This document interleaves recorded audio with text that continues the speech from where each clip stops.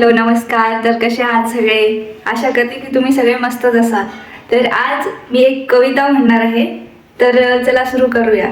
कविता ही शब्द नसतात, कविता म्हणजे ती भावना जी आपण बोलू शकत नाही पण मन मात्र रोज बोलतं.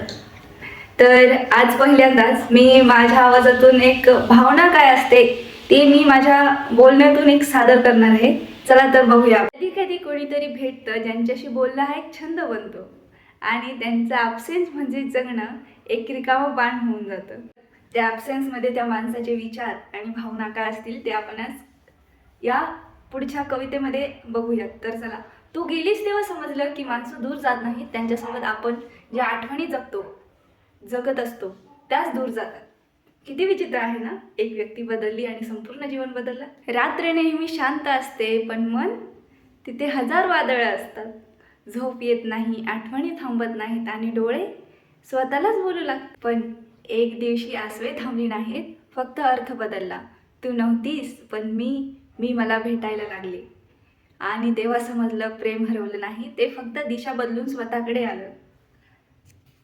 आणि त्यात मात्र शेवट असं राहून जातो की होप, आशा हीच माणसाच्या मनात राहून जाते.